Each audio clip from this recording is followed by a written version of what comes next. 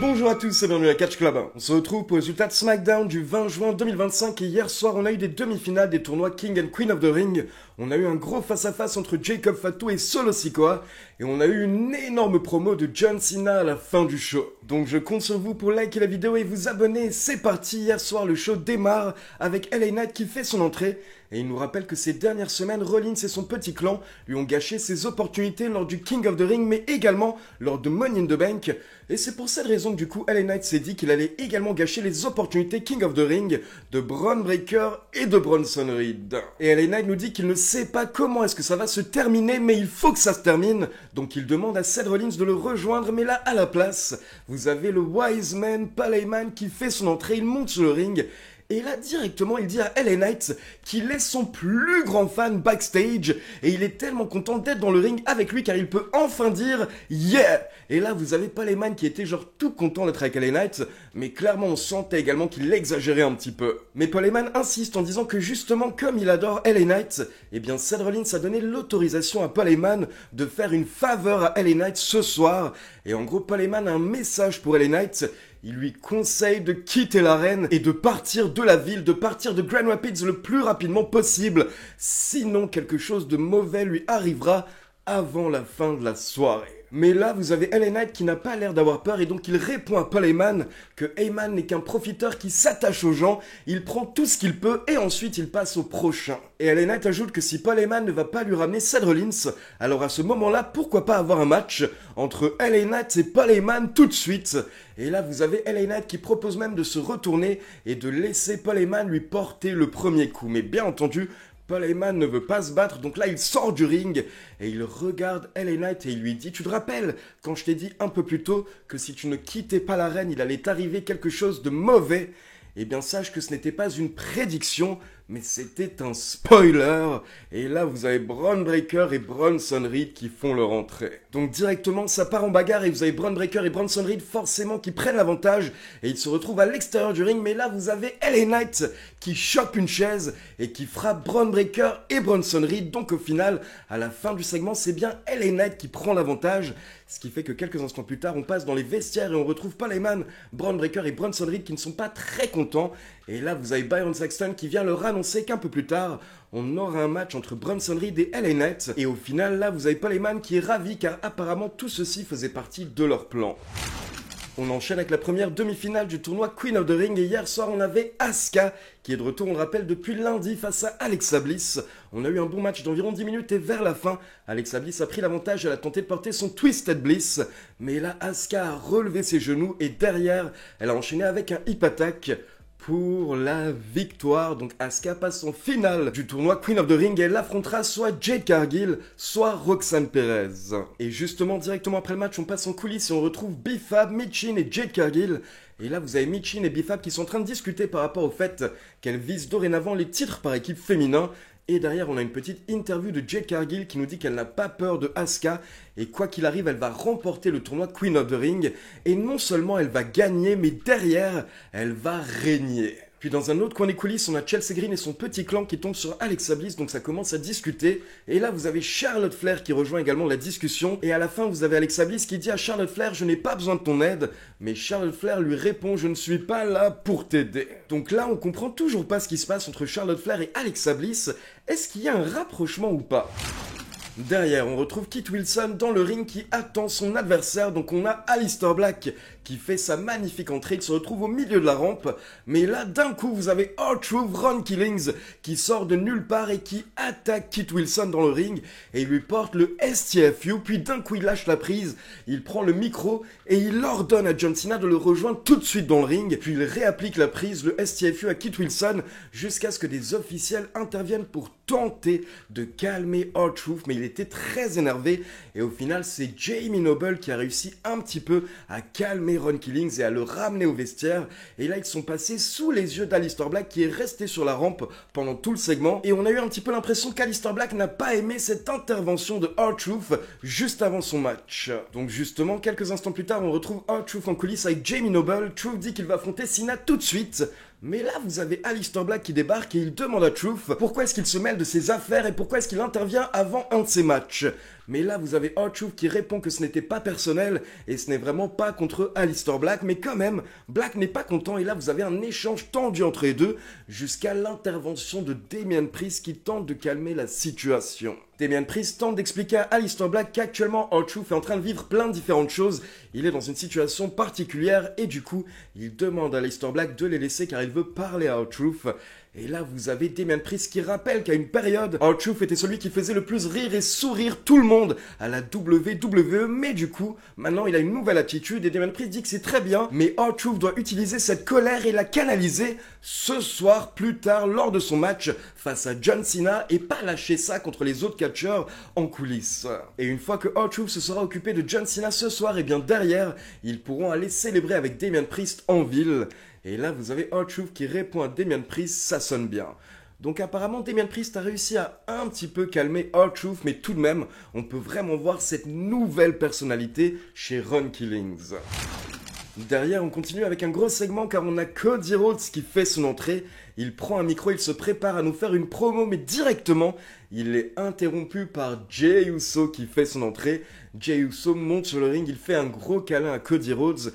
Et là, il dit que Cody n'a même pas besoin de parler, c'est Jey Uso qui va parler. Donc bien entendu, il nous rappelle que les deux sont de très bons amis, et les deux ont été au sommet de la WWE, mais lundi, lors de Raw, il n'y aura qu'une place pour la finale du tournoi King of the Ring.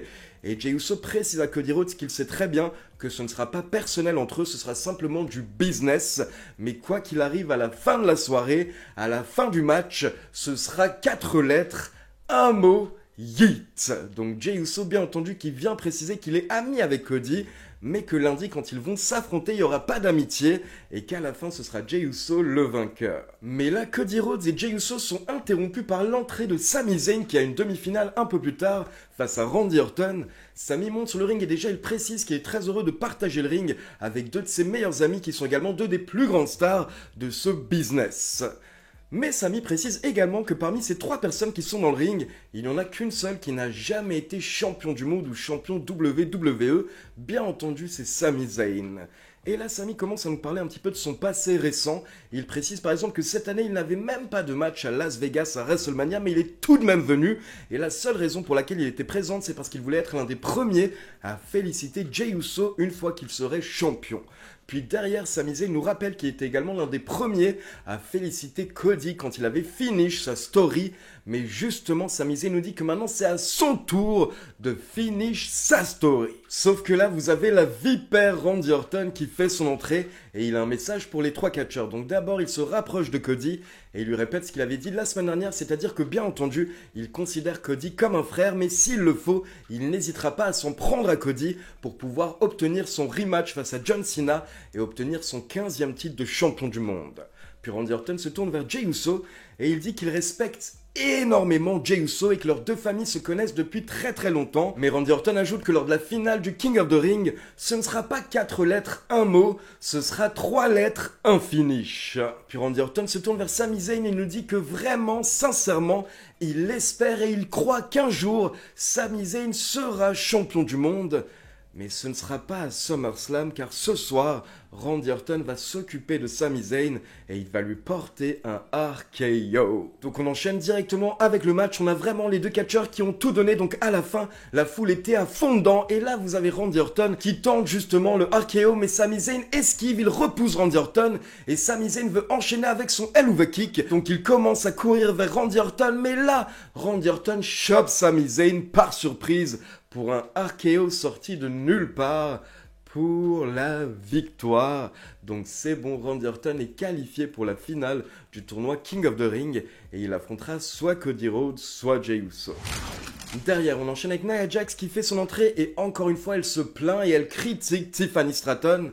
Mais là, vous avez la championne qui fait également son entrée et elle nous dit qu'elle n'en peut plus de Nia Jax qui est un petit peu comme une ex toxique dont tu n'arrives pas à te débarrasser. Donc Tiffany Stratton demande simplement à Nia Jax de tourner la page, de passer à autre chose et d'accepter le fait que Tiffany Stratton est meilleure qu'elle. Mais Nia Jax répond: si tu es meilleur que moi, alors à ce moment-là, tu ne devrais pas avoir peur de me donner un rematch. Et Tiffany Stratton répond justement, c'est le jour de chance de Nia Jax, car Tiffany Stratton a parlé avec le GM et donc la semaine prochaine, lors de SmackDown, elle affrontera Nia Jax pour le titre. dans un Last Women Standing match. Et donc à la fin du segment, vous avez Nia Jax qui attaque Tiffany Stratton et elle lui porte 2 énormes descentes de la cuisse. Puis Nia Jax sort à l'extérieur du ring pour dire aux commentateurs que Tiffany Stratton a son titre. Mais là, pendant ce temps, vous avez Naomi qui fait son entrée avec la mallette Money in the Bank et elle veut cash in. Elle a un arbitre avec elle, donc elle dit à l'arbitre de cash in, d'encaisser la mallette. Mais là, encore une fois, vous avez Nia Jax qui n'apprécie pas du tout, car elle vient de faire tout le taf, et elle veut également prendre le titre à Tiffany Stratton. Donc au final, Nia Jax, encore une fois, cette semaine, empêche Naomi de cash in, et elle la tire en dehors du ring plusieurs fois. Mais malgré tout, Naomi essaye encore, sauf que là, ça a donné le temps à Tiffany Stratton de se réveiller, et donc à la fin, Tiffany Stratton met un dropkick à Naomi, et Tiffany Stratton s'en va pendant qu'on peut clairement voir que c'est tendu entre Naomi et Nia Jax. Ça fait 2 fois maintenant que Nia Jax a empêché Naomi de cash in, et honnêtement là, à la fin du segment, j'aurais aimé que Naomi s'énerve, car elle avait la mallette, et elle aurait pu attaquer Nia Jax, car en soi, comme je l'ai dit, ça fait 2 fois que Nia l'empêche d'être championne. Donc perso, hier soir, si j'étais Naomi à ce moment-là, j'aurais pété un câble, et j'aurais démoli Nia Jax. Derrière, on enchaîne avec Charlotte Flair contre Chelsea Green, accompagnée par Alba Fire et Piper Niven, qui ont tenté d'intervenir pendant le match, mais malgré tout, à la fin, Charlotte Flair domine et là, elle porte son figure 8. Donc vous avez Piper Niven qui sent que ça sent mauvais pour Chelsea Green, et Piper Niven, du coup, intervient et elle saute sur Charlotte Flair. D'ailleurs, à ce moment-là, j'ai eu un petit peu peur pour le genou gauche de Charlotte Flair, mais apparemment, tout va bien, sauf que là, vous avez Chelsea Green et ses 2 potes qui attaquent Charlotte Flair jusqu'au moment où Alexa Bliss intervient pour sauver Charlotte. Et à la fin du segment, vous avez Alexa Bliss qui propose une poignée de main à Charlotte Flair, mais Charlotte refuse et elle quitte le ring. Ensuite, on passe dans les vestiaires, on peut voir Jessie Mateo qui est en train de se préparer, mais là, vous avez Solo qui lui demande qu'est-ce qu'il fait. Et Jessie Mateo dit qu'il se prépare au cas où Jacob Fatu veut se battre. Sauf que là, Solo dit non, je vais me rendre dans le ring tout seul pour parler à Jacob Fatu. Parce que je sais très bien que Jacob m'aime, c'est moi qui l'ai ramené au sein de la New Bloodline. Et à l'époque, quand j'étais le Tribal Chief, il n'écoutait que moi. Donc Solo répète qu'il va se rendre sur le ring tout seul, mais tout de même, il dit à Jessie Mateo d'être prêt au cas où. Donc c'est parti, Solo Sikoa fait son entrée, il monte sur le ring et il dit qu'il est là tout seul dans le ring pour calmer la situation, pour arranger les choses. Et il demande à Jacob Fatu de le rejoindre et le champion US fait son entrée. Et là, vous avez Solo Sikoa qui fait un petit speech où il précise à Jacob Fatu que vraiment, il ne lui en veut pas. Et d'ailleurs, il ne souhaite même pas que Jacob Fatu lui dise « I love you Solo ». Au contraire, c'est Solo qui va lui dire. Et donc là, il dit à Jacob Fatu « Je t'aime, je t'ai toujours aimé, malgré tout ce qui s'est passé. Car quand j'ai été le Tribal Chief, j'ai appris comment aimer et comment m'occuper de ma famille. » Et Solo va même plus loin en disant à Jacob Fatu « Tu es tout ce que j'ai. Et d'ailleurs, tu n'es pas simplement tout ce que j'ai, mais tu es tout ce dont j'ai besoin. Donc s'il te plaît, reviens dans la famille. » Et encore une fois, Solo répète à Jacob « I love you, Jacob ». Mais là, vous avez la foule qui est en train de scander « Bullshit !» Et vous avez Jacob Fatu qui prend le micro et qui répond en disant « Ah bon, tu m'aimes ?» C'est bizarre parce que moi, ces derniers temps, j'avais plutôt l'impression que tu m'utilisais. Tu m'as utilisé pour obtenir du pouvoir, tu m'as utilisé pour me battre à ta place, et tu m'as utilisé pour garder, pour conserver ta place de Tribal Chief. Et Jacob Fatu dit qu'en soi, lui, il n'a pas changé depuis qu'il est à la WWE, mais par contre, c'est Solo qui a changé depuis que Jacob Fatu a remporté le titre US. Donc là, Jacob se demande si justement le problème, ce n'est pas le titre US. Et là, il prend la ceinture et il la met entre Solo Sikoa et lui. Et vous avez Jacob qui propose un match à Solo pour le titre. Donc fin de segment très tendu entre les deux, et là vous avez Solo Sikoa qui tente de porter un Samoan Spike, mais Jacob Fatu le contre et il lui porte un coup de tête, donc ça part en bagarre. Et là vous avez donc Jessie Mateo qui attendait en coulisses et qui intervient à ce moment-là pour aider Solo, sauf que derrière vous avez Jimmy Uso qui fait son entrée pour aider Jacob Fatu qui était KO dans le coin à ce moment-là. Sauf qu'à 2 contre 1, Solo Sikoa et Jessie Mateo ont rapidement pris l'avantage et vous aviez Solo qui était en train d'engueuler son grand frère. Mais là, Jacob Fatu s'est réveillé et Jacob Fatu s'est débarrassé de Jessie Mateo et Solo Sikoa. À la fin, il voulait même porter son moonsault sur Solo Sikoa, mais Solo a réussi à prendre la fuite. Derrière, on enchaîne avec Bronson Reed qui fait son entrée accompagné par Paul Heyman et Bron Breakker. Et là, il attend LA Knight. Donc la musique de LA Knight démarre, mais là, vous avez LA Knight qui fait son entrée à travers la foule, et donc il attaque Bron Breakker aux abords du ring et il le jette contre le poteau de coin de ring. Donc là, vous avez Bronson Reed qui doit intervenir pour calmer Bron Breakker, et au final, le match démarre, mais au bout de quelques minutes, LA Knight prend l'avantage, ce qui fait que Bron Breakker intervient et il porte un spear à LA Knight, mais du coup ça provoque la disqualification de Bronson Reed. Et après le match, les deux catcheurs se sont acharnés sur LA Knight qui s'est pris un spear de Bron Breakker, puis 3 tsunami splash de Bronson Reed. Donc là, le message est envoyé à LA Knight de la part de Rollins et son clan. Il faut que LA Knight arrête de chercher la merde avec eux, ou alors il faut potentiellement qu'LA Knight trouve des alliés. Et donc on passe au main event avec John Cena contre R-Truth Ron Killings dans un match qui n'est pas pour le titre, je le précise, mais malgré tout, on a R-Truth qui souhaite se venger, donc il démarre le match de manière très agressive. Puis un peu plus tard, vous avez John Cena qui se réveille un petit peu, donc là ça devient un petit peu plus égal on va dire.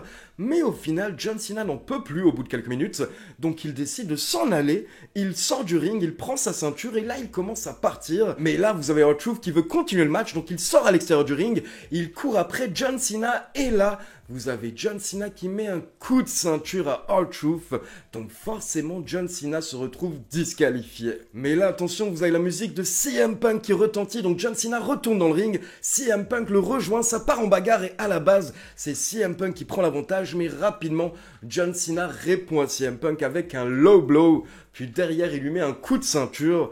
Et enfin, il fait passer CM Punk à travers une table avec un AA en plein milieu du ring. Et là, attention, John Cena va chercher un micro, il se pose sur le coin.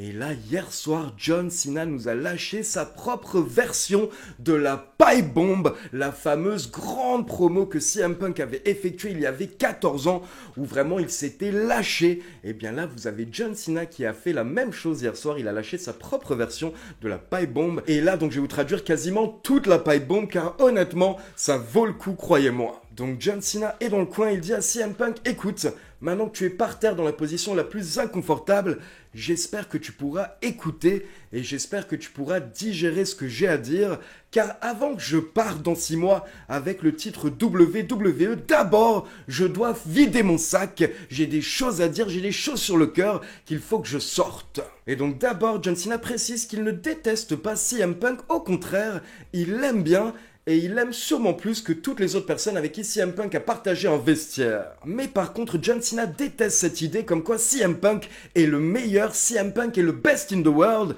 car c'est faux, ce n'est pas CM Punk, mais c'est John Cena le GOAT, le meilleur de tous les temps. John Cena dit à CM Punk, tu es meilleur que moi dans un domaine, tu es un meilleur bullshitter, donc un meilleur baratineur, en gros tu racontes de la merde. Puis John Cena ajoute que la vérité, c'est qu'il est jaloux de CM Punk, car CM Punk a réussi à arnaquer les gens et à les convaincre de ce mythe, comme quoi il est le best in the world. John Cena dit que la foule adore CM Punk, la foule chante pour CM Punk, mais la vérité, c'est que la foule ne croit pas un mot de ce que CM Punk dit. Parce que CM Punk change de valeur autant que John Cena change de t-shirt.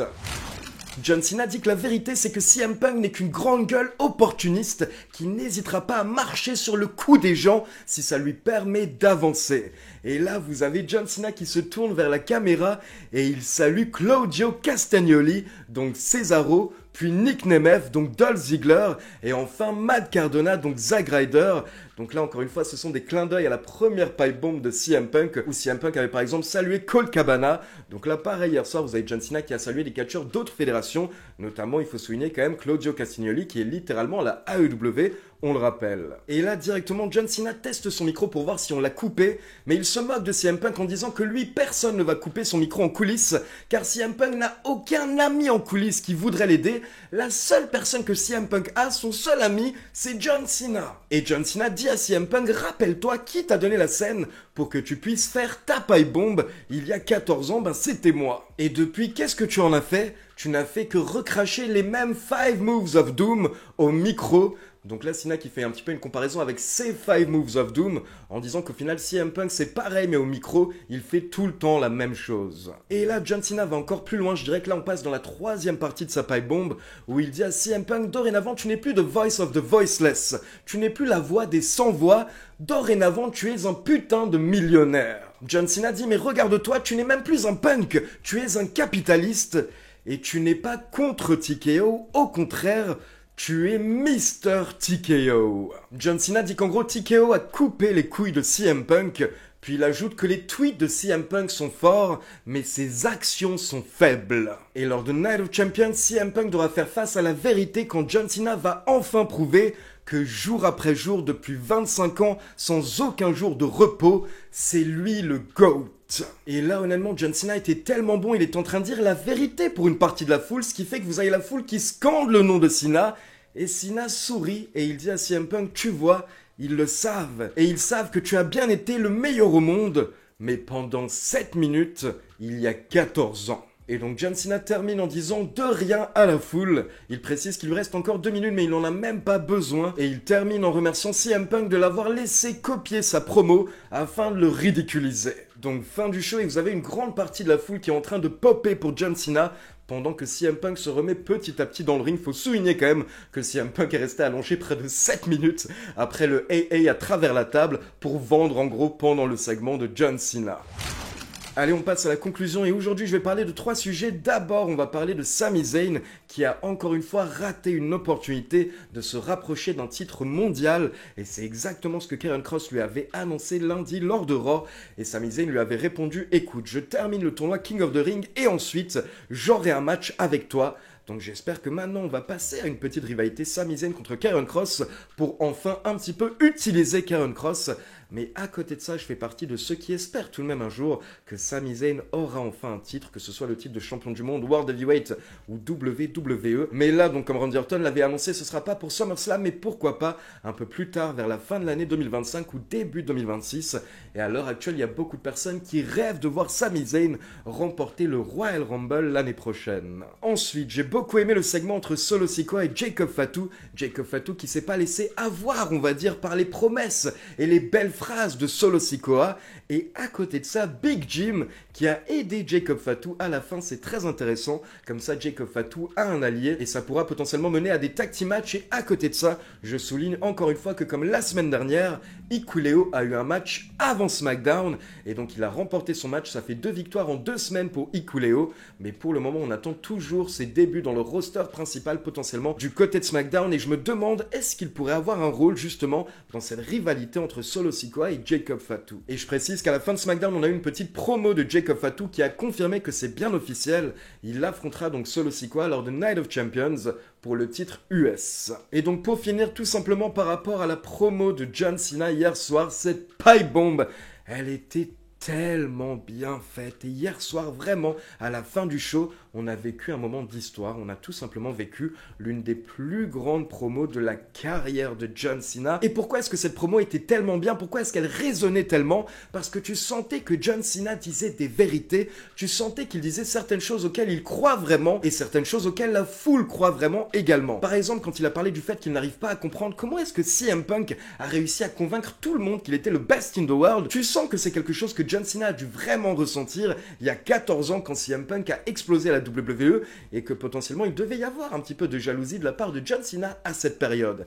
À côté de ça, vous avez John Cena qui vraiment assure que c'est lui le GOAT. Et ça, je vous l'ai déjà expliqué, tous les grands catcheurs dans leur tête doivent être persuadés que c'est eux le GOAT, même si c'est pas vrai. Et John Cena, tu sens que clairement en lui, il pense vraiment que ces 25 dernières années, il a été le GOAT. Et tu sens également que pour une grande partie de la foule, eh bien c'est le cas. Une grande partie de la foule a grandi avec John Cena. Et pour une grande partie de la nouvelle génération, John Cena a même dépassé Hulk Hogan. Alors que pendant des décennies, on pensait vraiment que Hulk Hogan resterait le plus grand catcheur de tous les temps dans l'histoire. Aujourd'hui, on peut potentiellement dire que John Cena l'a dépassé. John Cena est l'icône de la WWE aux yeux d'une grande partie de la foule. Et puis en plus, pendant la promo, il a fait plein de petits clins d'œil à la première pipe bomb, mais tout en faisant vraiment sa version hier soir. Il était tellement naturel, il était tellement à l'aise. Comme je vous l'ai dit, vraiment, je n'exagère pas, mais je pense honnêtement que c'était l'une des meilleures promos de la carrière de John Cena et tout simplement de l'histoire de la WWE. Et donc, ça me fait tellement plaisir, encore une fois, de vivre un moment historique cette année. Et tout ça, c'est grâce au heel turn de Cena qui aura mené à plusieurs grands moments. Déjà, son heel turn était tout simplement historique. C'était l'un des plus grands heel turns de l'histoire. Et maintenant, vous avez une promo comme ça dont tout le monde se rappellera. Dans 5 ans, dans 10 ans, on se rappellera qu'on a eu la pipe bomb de CM Punk, mais on a également eu cette magnifique pipe bomb de John Cena. Et d'ailleurs, justement, dorénavant, dans mes reviews de Raw et de SmackDown, j'aimerais à la fin citer une superstar masculine ou féminine qui a style de show, on va dire, qui était la star de la soirée. Et donc, justement, par rapport à hier soir, je suis obligé de démarrer avec John Cena. Hier soir, c'était lui la star de la soirée, et c'était tout simplement lui qui a eu le meilleur segment du show. Donc voilà, c'est tout pour le résultat de SmackDown. Maintenant, comme d'habitude, c'est à vous. N'hésitez pas à me laisser vos avis dans les commentaires. Et comme d'habitude, n'oubliez pas de liker la vidéo, de vous abonner à la chaîne et de cliquer sur la petite cloche pour être informé de la sortie des prochaines vidéos. Ciao tout le monde!